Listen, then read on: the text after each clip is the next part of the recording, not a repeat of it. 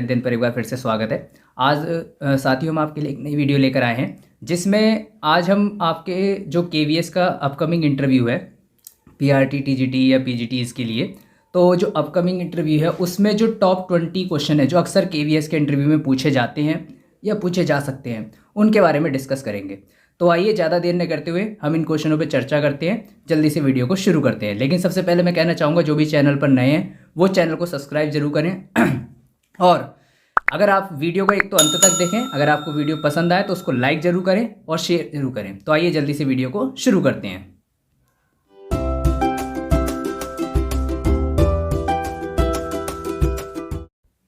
तो देखिए साथियों, जो अक्सर इंटरव्यू में जो सबसे पहला जो क्वेश्चन पूछा जाता है वो सेल्फ इंट्रोडक्शन से रिलेटेड होता है।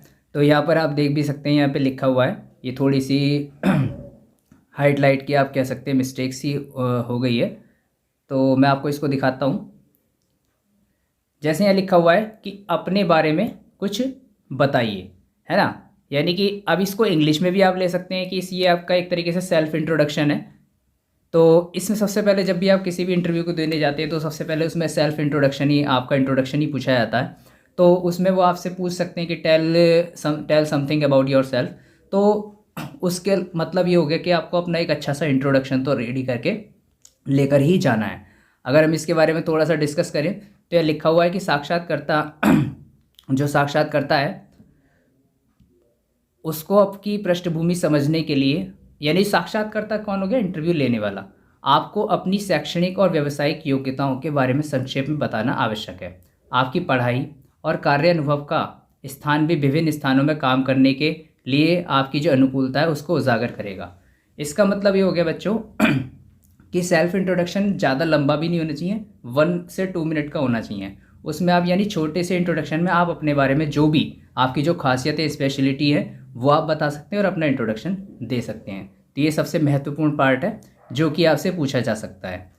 फिर इसके बाद अगर हम आगे के क्वेश्चनों के बारे में डिस्कस करें, जैसे क्वेश्चन नंबर 2, ये मैंने कुछ सिलेक्टेड क्वेश्चंस की एक PDF फाइल है जो बनाई है, ये आप मेरे चैनल पे मैं इसका लिंक पेस्ट कर दूंगा, वहाँ से भी आप डाउनलोड कर सकते हैं।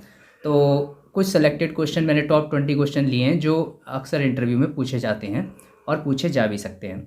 तो अक्सर ये खासकर जब आप टीचिंग लाइन का इंटरव्यू देने जा रहे हैं तो ये दूसरा क्वेश्चन आपसे पूछा जा सकता है कि आप शिक्षक क्यों बनना चाहते हैं। तो इस प्रश्न के उत्तर आप इस तरीके से दे सकते हैं कि इस प्रश्न का उत्तर देते समय अपने लक्ष्य और उद्देश्य बताएं, यानी जो भी आपके टारगेट्स हैं या आपका एम कि आप टीचर क्यों बनना चाहते हैं, और इस प्रश्न के सर्वोत्तम उत्तर में वे भूमिकाएं और उत्तरदायित्व शामिल होंगे जिन्हें आप एक सरकारी शिक्षक के रूप में समाज के लिए निभाने में सक्षम होंगे।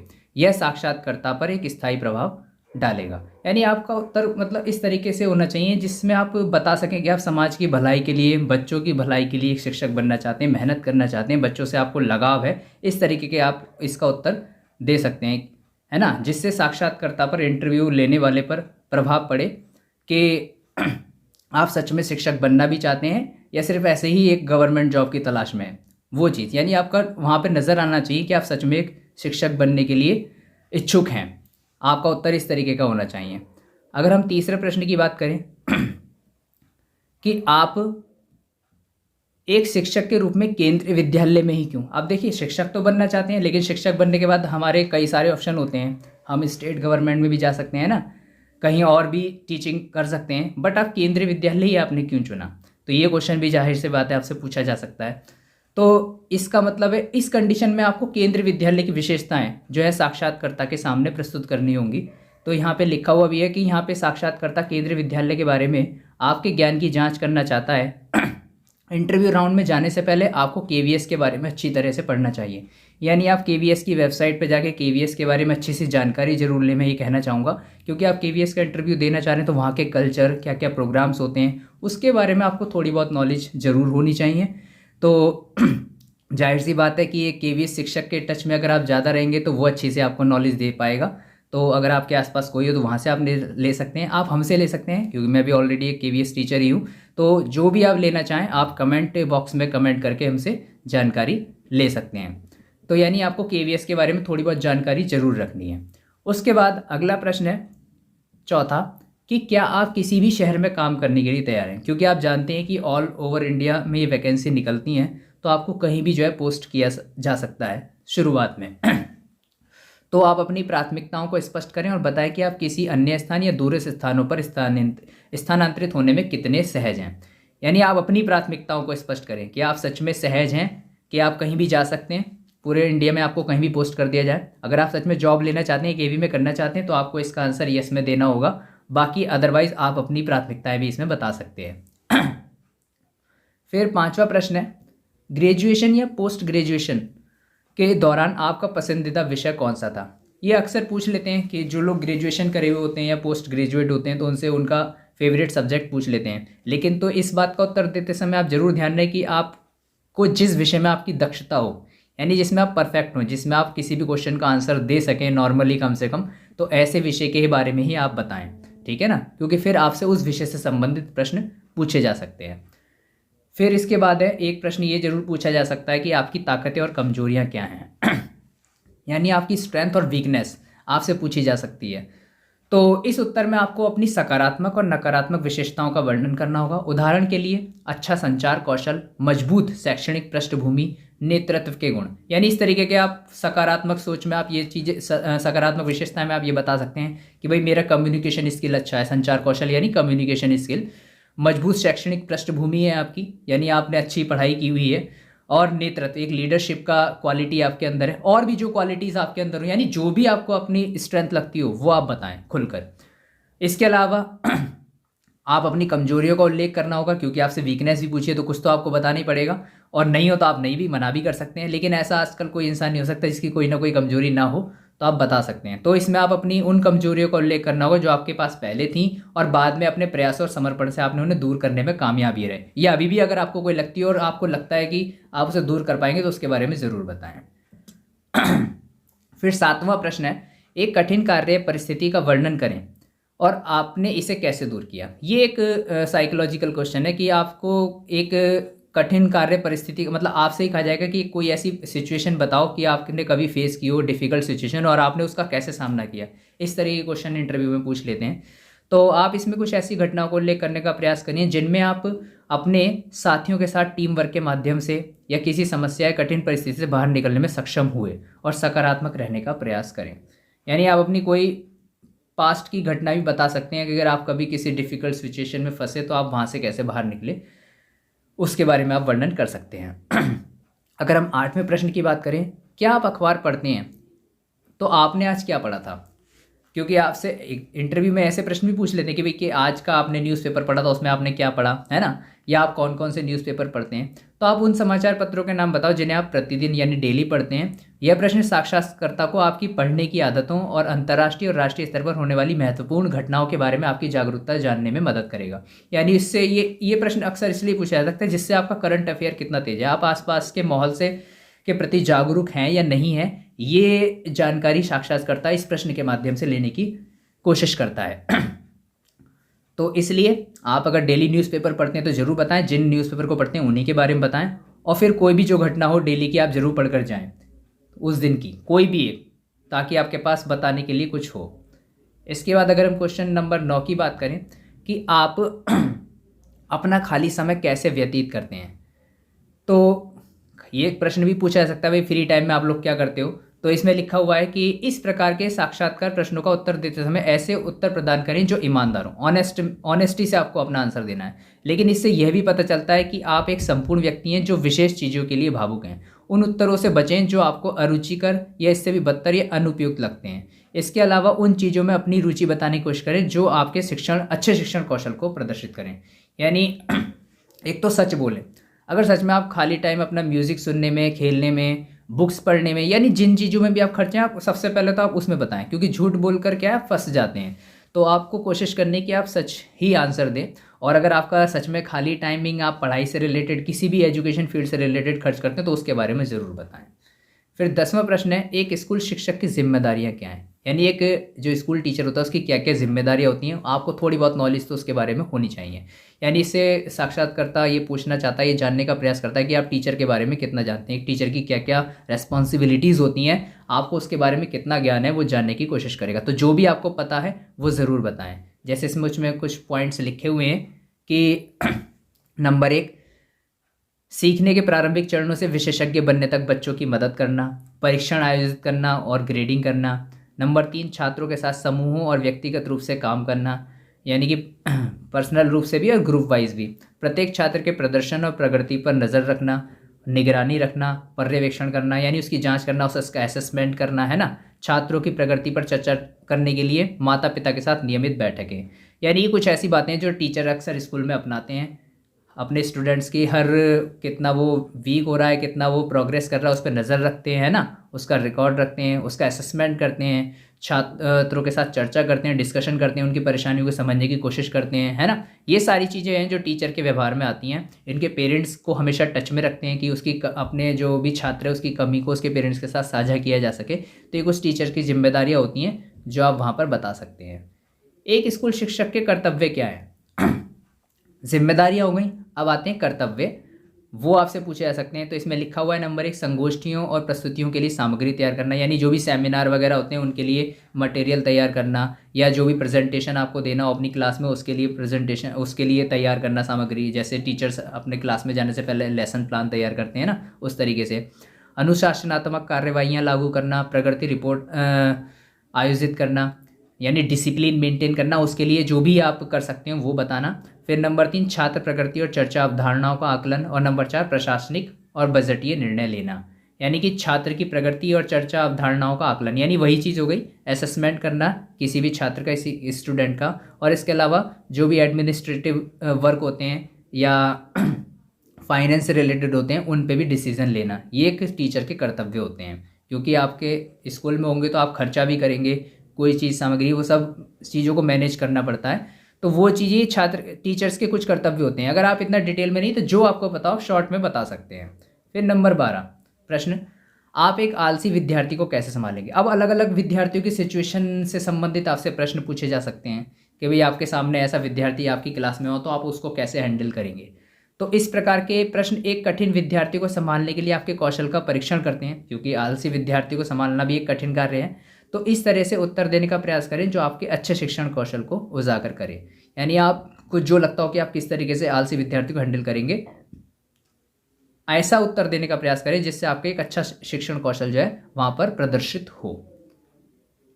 फिर 13वां प्रश्न है, आप अपनी कक्षा में अनुशासन कैसे बनाए रखेंगे? इस तरीके के प्रश्न भी पूछे जा सकते हैं। भाई पहली बार आप टीचर बनने चाह रहे हैं या आप पहले से रहे तो आप वो एक्सपीरियंस, क्योंकि जो लोग पहले से टीचिंग कर रहे हैं तो वो ऐसे प्रश्नों के उत्तर आसानी से दे पाएंगे, मुझे ऐसा लगता है, क्योंकि वो इन सिचुएशंस को फेस कर चुके हैं। जो पहली बार बनने जा रहे हैं तो वो इनकी तैयारी जो भी आपके टच में टीचर्स हों उनसे चर्चा करके उनसे ज्ञान अर्जित कर सकते हैं कि वो कैसे इन सिचुएशंस को हैंडल करते हैं। तो वहाँ से आपको जानकारी, उनसे उनके एक्सपीरियंस को आप सुने। बहुत सारी चीज़ें आजकल उपलब्ध हैं, तो वहाँ से जो है आप ज्ञान प्राप्त कर सकते हैं, फिर उसी तरीके का उत्तर जो है आप इंटरव्यू में दे सकते हैं। तो इस प्रश्न को पूछने का तात्पर्य साक्षात्कारकर्ता का ये होता है कि वो ये जांच कर रहा है कि क्या आप कक्षा में अनुशासन बनाए रखने के विभिन्न तरीकों को जानते भी हैं या नहीं। अब वो तरीके कौन कौन से हैं उनमें से आप कुछ बता सकते हैं। जैसे यहाँ पर नंबर 1 से लेके काफ़ी दिए हुए हैं, काफ़ी सारे तरीके हैं।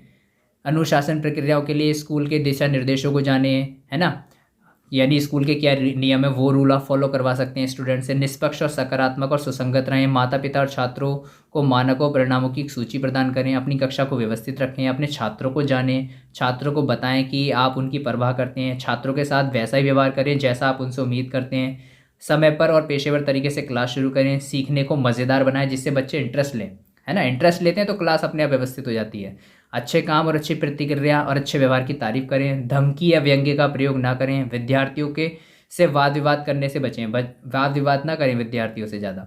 जब छात्र काम कर रहे हो या निर्देशों का जवाब दे रहे हो तो गतिशील रहें, कमरे में इधर उधर घूमते रहें। ग्रेड, असाइनमेंट और जितनी जल्दी हो सके उन्हें वापस कर दें। ये कुछ ऐसे रूल हैं जिससे आपकी क्लास डिसिप्लिन में रहती है। और भी जो आपको लगता हो वो आप इसमें बता सकते हैं। फिर 14वां प्रश्न है, क्या आपको कंप्यूटर का ज्ञान है? क्योंकि केवीएस में कंप्यूटर ज्ञान की नॉलेज की थोड़ी बहुत ज़रूरत पड़ती है। आजकल सारा काम ऐसा ही हो गया कि कंप्यूटर थोड़ा बहुत आपको आना ही चाहिए। और वैसे इसमें ज़्यादा डरने की जरूरत नहीं, जिसको नहीं भी आता है तो वो भी अपने आप सीख ही जाता है। तो इसमें आप थोड़ा बहुत अपना बता ही सकते हैं। आजकल वैसे सभी लोगों को आता ही है कि तो उन्हें आप MS Office, Word, Excel, PowerPoint और इंटरनेट के बारे में, अपने ज्ञान के बारे में बताएं जो भी आपको आता हो। तो साक्षात्कारकर्ता यह जांच कर रहा है कि आपको कंप्यूटर अनुप्रयोगों का बुनियादी ज्ञान है, बेसिक नॉलेज है या नहीं है। तो जो भी आपको आप उसके बारे में ज़रूर बताएं। फिर नंबर 15, आप अपनी कक्षा के लिए कंप्यूटर का उपयोग कैसे कर सकते हैं?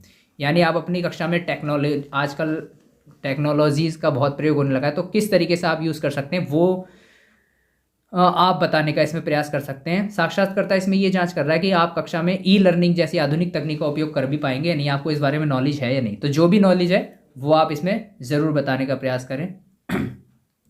नहीं है तो पता करें कि आजकल क्या क्या प्रयोग होता है। जैसे आजकल हम यूट्यूब पर वीडियो के जरिए, है ना, बहुत सारे ऐप्स हैं, बहुत सारी ऐसी वेबसाइट हैं जहाँ से बच्चों को असाइनमेंट हम दे सकते हैं करने के लिए। बहुत सारी टेक्निक आजकल आ चुकी हैं, गूगल पे जरिए सर्च करके आप पता लगा सकते हो। इस तरीके से जो आप अपने इंटरव्यू में बता सकते हैं। फिर 16वां प्रश्न है, स्पष्ट करें कि जब कोई पाठ अच्छी तरह से काम नहीं करता है तो आपका दृष्टिकोण क्या होगा। तो इस प्रश्न का उत्तर, एक कक्षा में एक पाठ को समझाते समय एक शिक्षक के सामने आने वाली समस्या का समाधान कैसे होगा उसके बारे में दर्शाता है। मतलब ये है कि कोई पाठ आपने समझाया, कोई लेसन बच्चों को समझ में नहीं आया, तो आप उसको किस तरीके से समझाने का प्रयास करेंगे, या आपके सामने कोई समस्या आ जाए तो उसको आप कैसे सुलझाएंगे, वो आपको इसमें बताने का प्रयास करना है। फिर अगला प्रश्न है, अध्यापन क्या है, टीचिंग एक्चुअल में है क्या। तो यहाँ लिखा हुआ है कि शिक्षण की पद्धति और अभ्यास विशेष रूप से एक अकादमिक विषय या सैद्धांतिक अवधारणा के रूप में, यानी टीचिंग क्या है वो आपको इसमें बताना है। सिंपल शब्दों में आप बताइए कि टीचिंग क्या है, ठीक है, उसके बारे में आपको बताने का इसमें प्रयास करना है। ये आपसे पूछा जा सकता है। इस प्रश्न का उत्तर आप अपने हिसाब से तैयार करके लेके जाएं। फिर प्रश्न नंबर 18 है कि आप लेक्चररशिप के बारे में क्यों नहीं सोचते। भाई मतलब आपने, क्योंकि केंद्रीय विद्यालय कक्षा 1 से 12 तक के विद्यार्थियों के लिए होता है, जो प्राइमरी टीचर हैं वो छोटे बच्चों के लिए हो गए, टीजीटी 6 से 10 तक के लिए होते हैं, पीजीटी 11-12। तो लेक्चरशिप क्या होगा, डिग्री कॉलेज में पढ़ाने के लिए, आपने उसके बारे में क्यों नहीं सोचा, ऐसा प्रश्न भी आपसे पूछा जा सकता है। तो यहाँ पे साक्षात्कारकर्ता जो है यह जांच कर रहा है कि आप सरकारी शिक्षक की नौकरी पर टिके भी रहेंगे नहीं, ये ऐसा तो नहीं कहीं आपको आगे मिल गई तो आप वहाँ पर छोड़कर चले जाएंगे। तो उत्तर को इस तरह से तैयार करने का प्रयास करें कि आपकी कॉलेज में व्याख्याता के बजाय एक सरकारी स्कूल शिक्षक बनने में रुचि ज़्यादा दिखाई दे। मतलब आप इस तरीके से इसका उत्तर दें कि आप जो है इसमें आपकी ज़्यादा रुचि है, तो आप नहीं छोड़कर जाएंगे। मतलब आप उस समय यही जताने का प्रयास करें। बाकी आपका सबका अपना अपना फ्यूचर है, वो अलग चीज़ है, लेकिन अभी क्या है, आपको जॉब हासिल करनी है, तो आप इंटरव्यू में इस तरीके से प्रश्न का उत्तर देने की कोशिश करें कि आपकी यही ज़्यादा रुचि है। फिर प्रश्न नंबर 19, बताएं कि मध्य विद्यालय बनाने के पीछे क्या मकसद है। मध्य विद्यालय क्या होते हैं, ये जो आजकल 6 से लेकर 8 तक है ना कि जो क्लासेस हैं, ये क्यों बनाए गए हैं। एक तो होते थे पहले प्राइमरी स्कूल, तो मध्य विद्यालयों के निर्माण के पीछे प्राथमिक और उच्च विद्यालय की जो खाई है उसको भरना है। किशोर अवस्था में छात्रों का एक आसान संक्रमण है। किशोर अवस्था में जो छात्र होते हैं वो ही खासकर 6, 7, 8, 9 ये जो कक्षाएं इनमें होती हैं, तो ये क्या करता है, मध्य विद्यालय क्या करते हैं, जो प्राइमरी क्लासेस होती हैं और जो उच्च हाई क्लासेस होती हैं उनको जोड़ने का प्रयास करते हैं, तो इसीलिए मध्य विद्यालय बनाए गए हैं। इस तरीके के प्रश्न आपसे पूछे जा सकते हैं। फिर एक ये प्रश्न आता है, CCSS यानी कॉमन कोर स्टेट स्टैंडर्ड, इसको लागू करने के क्या फ़ायदे हैं और क्या नुकसान है, इनका उल्लेख आपको करना है। अभी कुछ को तो ये भी नहीं पता होगा CCSS क्या होता है, तो अगर इसके बारे में अगर आप ध्यान से पढ़ें तो आपको समझ में आ जाएगा। यहाँ लिखा है कि नंबर 1, आप स्वयं की मानकों की जांच कर सकते हैं और देख सकते हैं कि ये वांछित परिणाम देता है या नहीं। CCSS का मतलब होता है कि सारे स्कूलों में एक जैसा सिलेबस लागू करना। आजकल इंडिया में ये हो रहा है, और केवी में तो यही है कि सारे ऑल ओवर इंडिया में जितने केवी हैं सब में सिलेबस का टाइमिंग बिल्कुल सभी क्लासों में सेम रहता है, एक टाइम पर ख़त्म होता है। क्योंकि ये जो स्कूल बनाए गए हैं वो खासकर जो गवर्नमेंट जॉब में लोग होते हैं, आर्मी वगैरह में होते हैं, उनके बच्चों के लिए बनाए गए हैं, ताकि अगर किसी का बाई चांस साल के बीच में ट्रांसफ़र हो जाता है और वो बच्चे को अपने एक स्कूल से दूसरे स्कूल में लेकर जाता है, तो उसका जहाँ सिलेबस जिस पुराने स्कूल में छूटा है उसे वहीं पर मिले, वो परेशानी ना आए। तो इस वजह से ये चीज़ें रखी गई हैं। तो इसी तरीके से आप इन पॉइंट्सों को पढ़कर जो है आप इन उत्तरों को भी दे सकते हैं। फिर 21वां प्रश्न है, एक प्रधान अध्यापक में आप किस प्रकार के गुण देखना चाहेंगे। यानी आपका जो प्रिंसिपल हो, जिस स्कूल में आपको जॉब मिलेगी, आपका अपॉइंटमेंट होता है, तो उस प्रिंसिपल में आप क्या गुण देखना चाहेंगे। इस तरीके के प्रश्न भी आपसे पूछे जा सकते हैं। तो इसमें है नंबर 1, एक दृष्टि और एक स्पष्ट लक्ष्य होना, योजना बनाना और प्रेरित करना, सभी स्तरों पर अच्छा संचार, दृश्यता, निरंतरता, जवाबदेही, सहायक। यानी एक प्रिंसिपल में क्या क्या क्वालिटीज़ होनी चाहिए आपके हिसाब से, आप वो बता सकते हैं। कुछ ये भी हैं, वो भी बता सकते हैं, आपके हिसाब से जो लगती हैं वो आप इसमें बताएं।